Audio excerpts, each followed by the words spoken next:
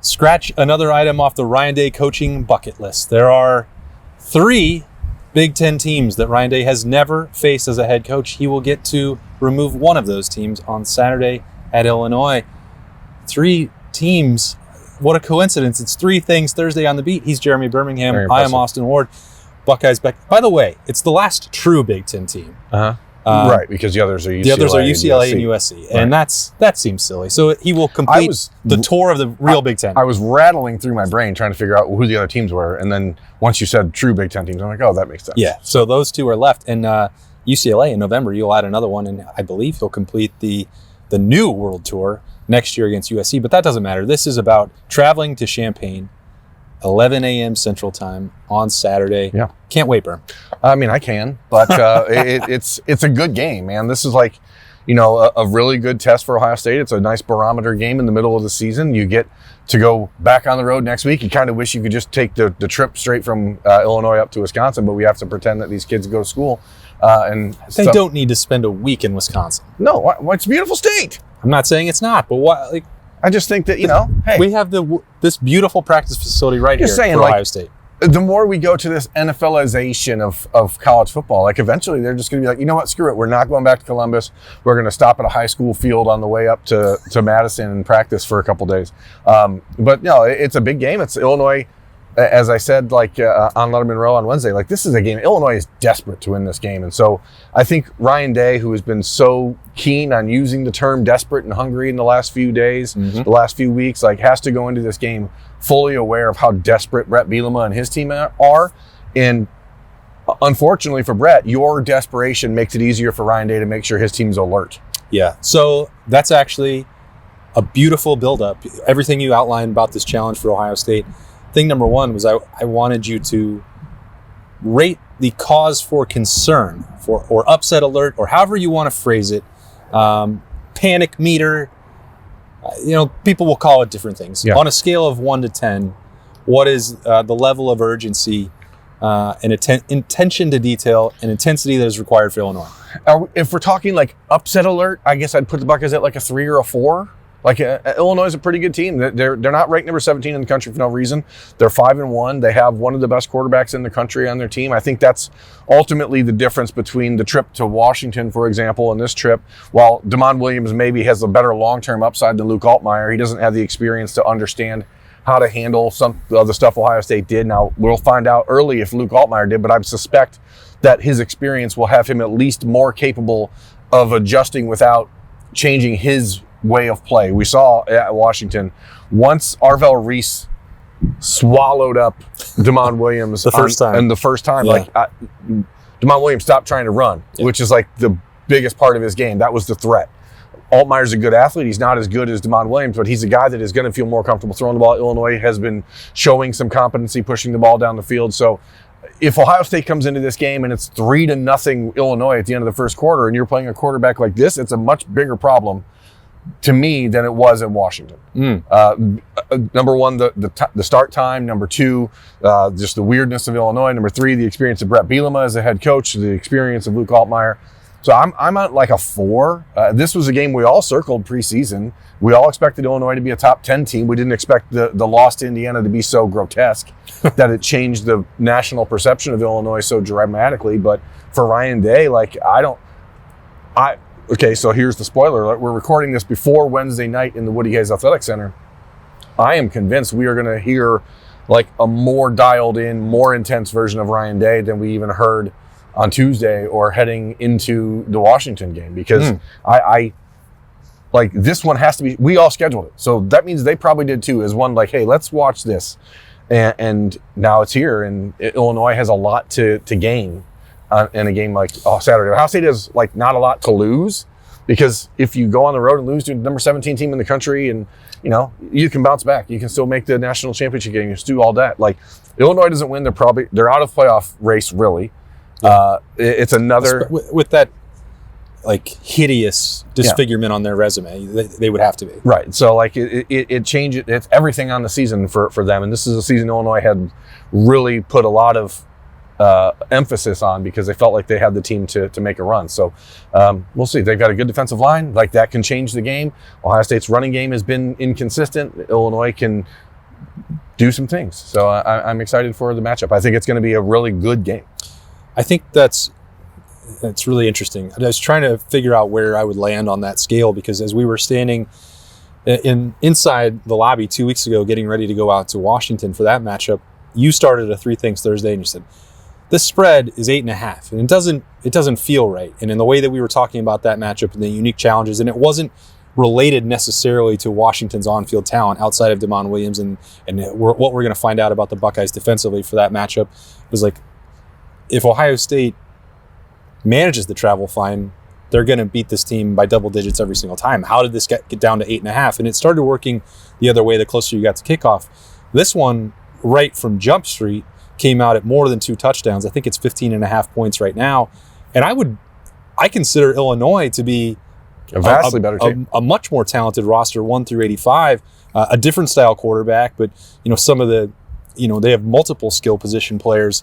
Washington had a big 3. I think you can expand that. There are a couple wide receivers that can cause a real problem here, starting with Hank Beatty. I'll talk about him a little bit later on, but in a defense as well, like Illinois is number 1 in the Big Ten in turnover margin. I know what happened against Indiana, but I would have thought those spreads would be reversed, because I feel like the threat from Illinois, because you also still have to travel, you still have to fly. It's not all the way over to the West Coast, obviously. It's a much shorter flight, but you're going to deal with all the same challenges.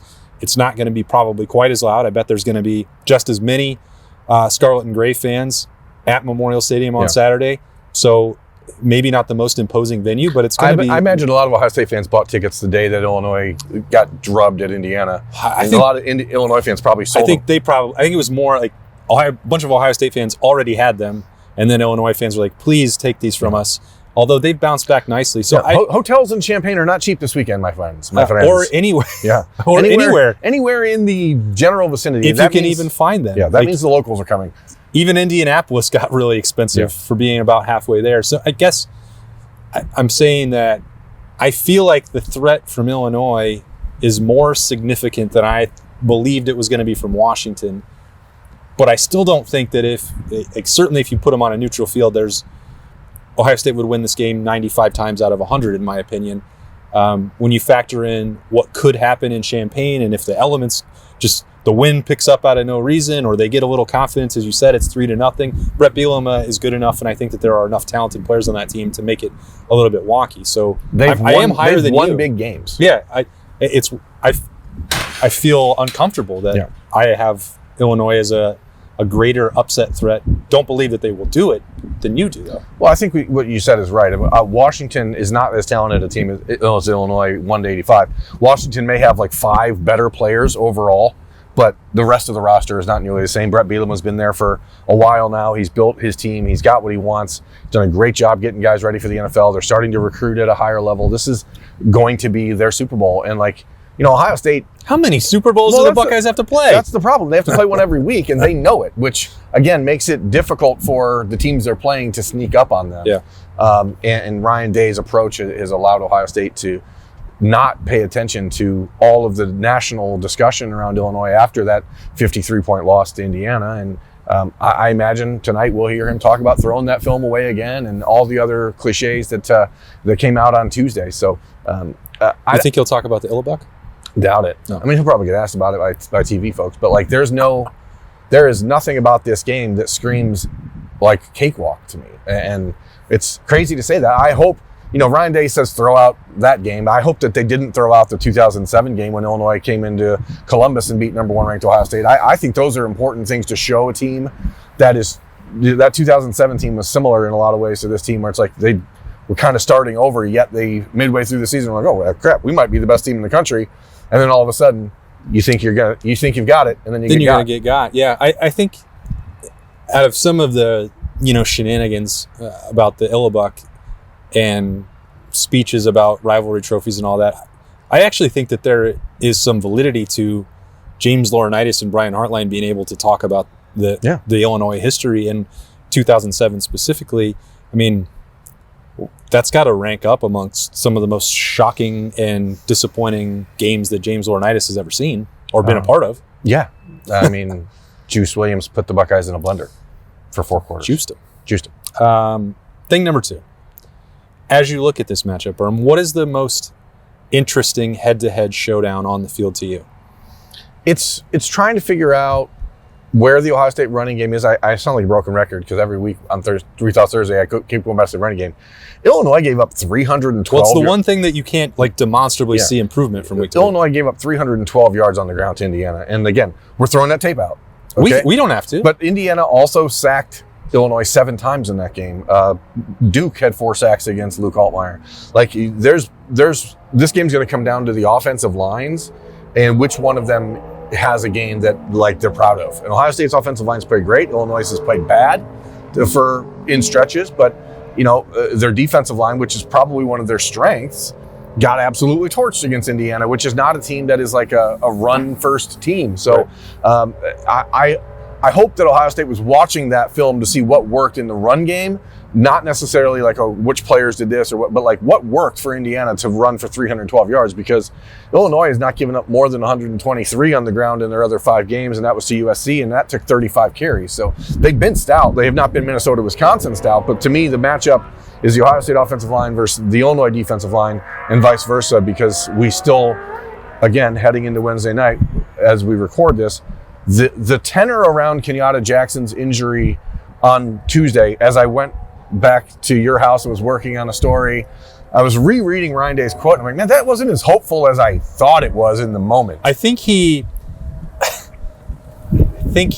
presented it positively, and the words were actually more negative. Yeah, it was lipstick on a pig. So now, I'm again, I don't know what we're going to see when we walk into that building. We're not sure what Kenyatta Jackson's going to be doing, but if you take him off the field, that means that there is a hole in the Ohio State defensive line that someone that has never had to fill a hole for the Buckeyes is going to have to fill. So who's it going to be, and how does that impact the game? Because Illinois likely gets their starting running back this week. He's missed a couple weeks. They have not been full strength on their offense, and they still beat USC and still went to Purdue and won. Now, everyone does that, but it's still hard to do, to win on the road in the Big Ten. Every coach will tell you that. Every coach. They will. I feel better about Ohio State's ability to you cannot Kenyatta Jackson and his impact. There's only one of those people with that physical profile on this team. But in terms of finding some other options to fill in and creativity, not even just Arvell Reese can do it and then you can move on. He could do Kenyatta Jackson things all day long. But some of the rise of Bo Atkinson, I think we maybe haven't talked enough about on the beat. Logan George a week ago, you mentioned him on Snap Judgments on Saturday, I believe, or at some point this week you did. Zion Grady all kind of run together. Yeah, but I think it's worth reiterating that Bo Atkinson, he's not Kenyatta Jackson, but he's certainly more than serviceable. And then if you get another step forward for Zion Grady, and by the way, you can still fill some of that void with Arvell Reese or creativity. Riley Pettijohn, I don't know. Arvell Reese can move down. Ryan Day made it a point to talk about Arvell Reese and Sonny Styles I think he will do that. And he can move down, and you can still play 3 linebackers because you trust Riley Pettijohn and Peyton Pierce enough to move them in and let Arvell just be a traditional edge rusher. So there's ways you can play around it, but you go into this season and you got a guy who's being talked about as a potential block O and all of the strides that Kenyatta made, and we haven't. I was critical of him in the first couple of games, and now here we are heading into Game 6, and there's recurring injury things that are keeping him slowed down. So it's a lot to ask a guy who played at Idaho State last year. It's a lot to ask a guy who was playing in an Alabama high school football games in Troy, Alabama last year, to step into those shoes and be the leader and be the game wrecker that Kenyatta has the potential to be. Bo Atkinson is a guy who I think has to be really involved. Yeah. So you mentioned Illinois going on the road and winning at Purdue and saying that everybody does that. I do remember that Ohio State once went there and struggled to do so, and it was a do-everything, versatile X factor that gave them a nightmare. Yeah. That was the last non-Michigan or Oregon Ohio State or Big Ten game Ohio State lost. Now, I'm not saying that Hank Beatty is Rondale Moore. That would be the highest of praise. And then I would have to say that I would be at a 10 on the alert if that was the case. But he's done a little bit of everything. I believe he's got 32 catches right now. He has thrown for a touchdown. He's run for a touchdown. He has 2 receiving touchdowns, and he has a punt return touchdown. He has got athleticism. You should not I'm not talking to you, America. No one, I think, in this building is dismissing his talents, but I'm it's not as easy as you could just say, well, Davison Igbinosun's going to cover this person and it's going to follow him around wherever.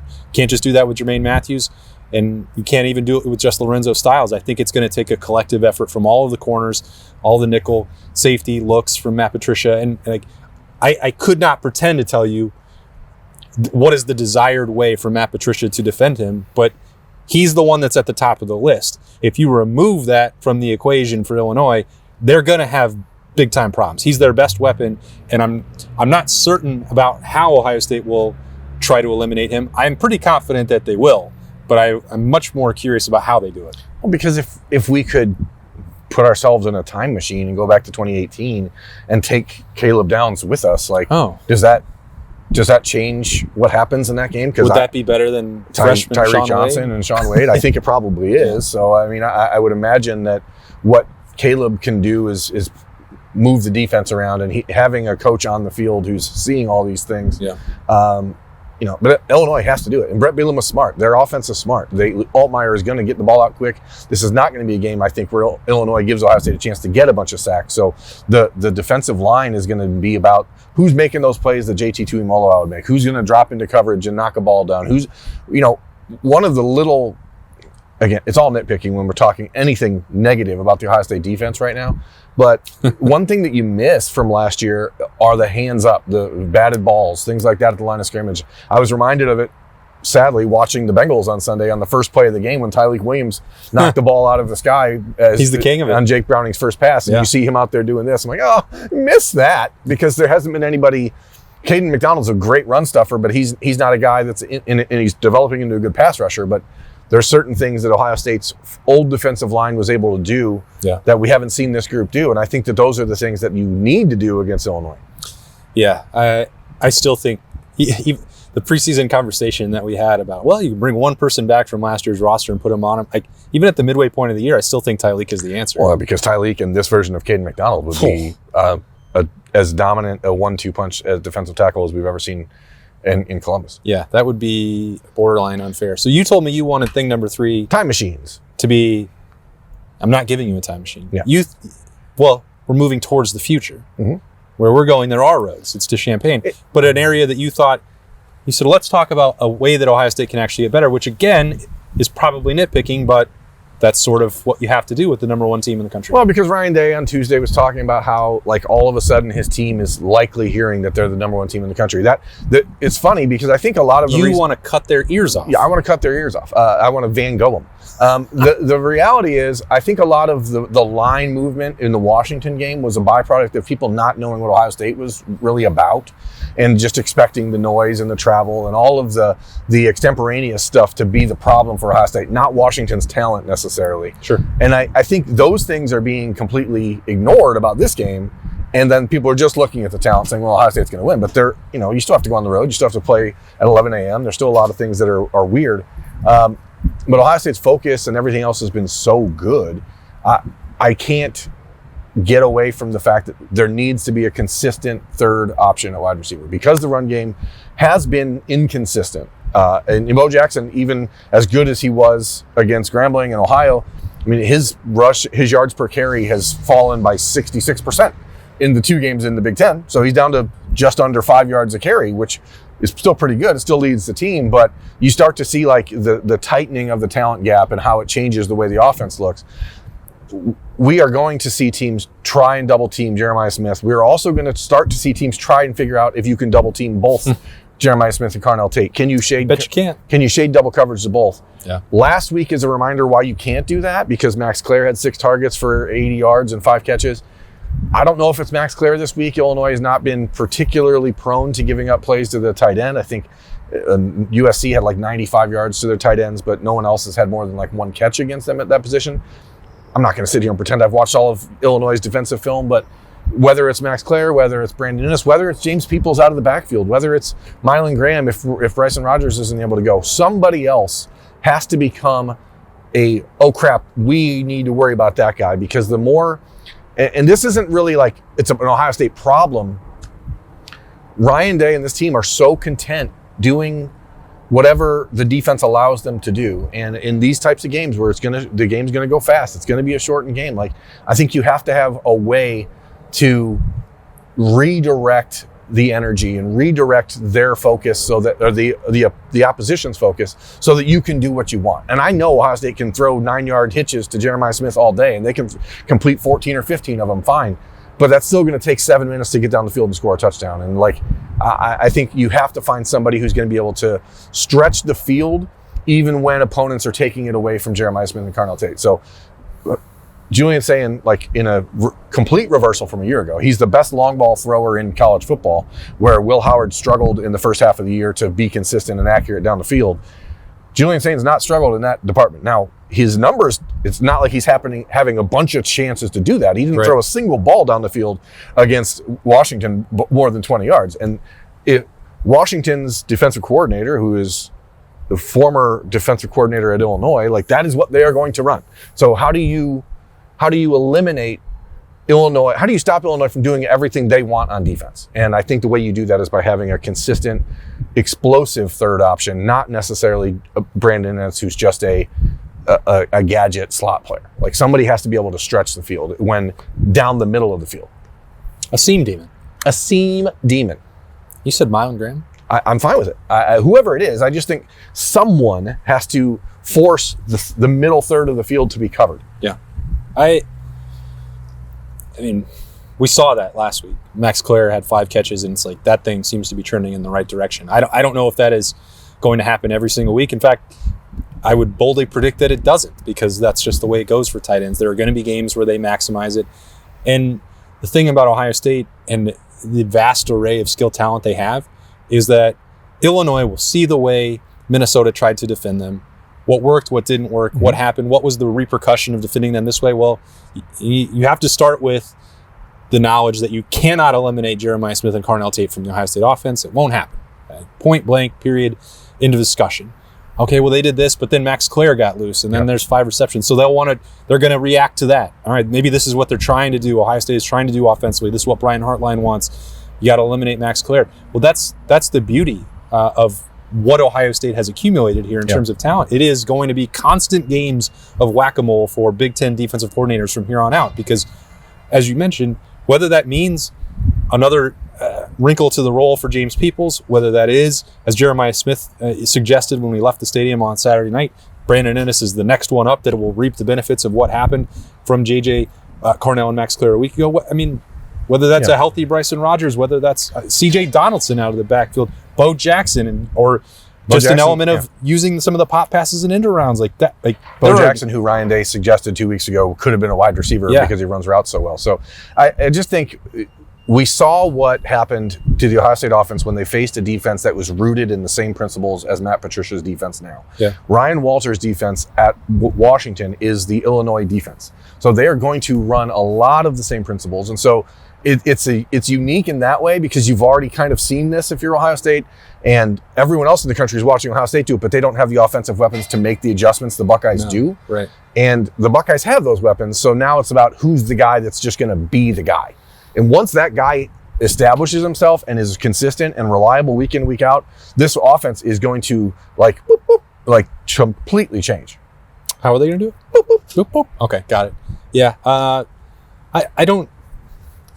You can just say that's all, folks. I feel like that way. Yeah. I mean, you covered it, and I don't know that it's a strange feeling right now with this team, because like everything that we've talked about, the next week it has been addressed. The only thing that has lingered is that the run game has not been quote unquote explosive. Like, that is what Ryan Day has stressed. We've heard him say that every single week. Now, he has been outspoken, I guess, maybe more so than we would believe, or if we are nitpicking, like, well, that's not Ohio State standard. Like, this is the program that had Travion and Quinshon Judkins and J.K. Dobbins and Ezekiel Elliott and Eddie George and a powerful running game that they can't just be willing to accept that. And I think that they are. This team is not designed to be run first.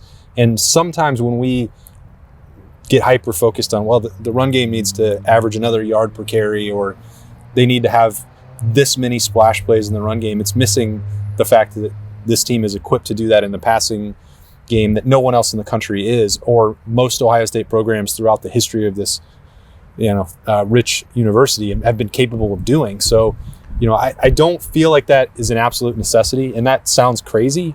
It doesn't to me, because I don't think most people believe it's a real problem on a down-to-down basis. I think it's situational, situational running. That's where the Buckeyes have really struggled, and that's not a this year phenomenon. That is a repeated issue under Ryan Day, with the notable exception of J.K. Dobbins in 2019 and last year because you had Quinshon and Travion. So unless you have had an elite running back, and Bo Jackson might be that guy. We've certainly seen glimpses to suggest he could be. Unless you are have that dude and he's getting all those carries, like maybe it's a matter simply of not trading out C.J. Donaldson for Bo Jackson in those moments. We don't know. Yeah. Like there's a lot of things that are on the table, but it's not like Ohio State's running the ball poorly. They just aren't situationally running the ball when everyone knows they're running the ball. And that's when you get to talent equated games, and this is not one, but again, it is a number 17 team in the country. It is on the road. It is all the other things. Like weird little things happen if you can't pick up a 3rd and 1 at midfield. So that is like, you can't ignore it, and obviously special teams, which we're not going to talk about this week.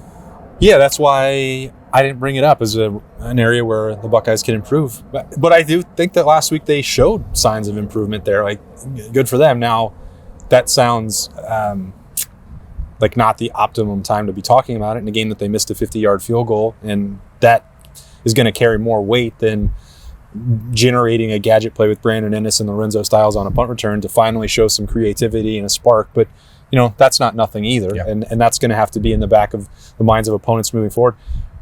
And the fact that Ryan Day or Rob Keyes or Nate Ebner or whoever decided that was a good time to do that, when for weeks we've just been like, hey, can somebody catch a punt? And then they're like, no, Brandon Ennis, you're going to catch this punt, and then you're going to run, and then you're going to throw it across the field. Like, okay. Yeah.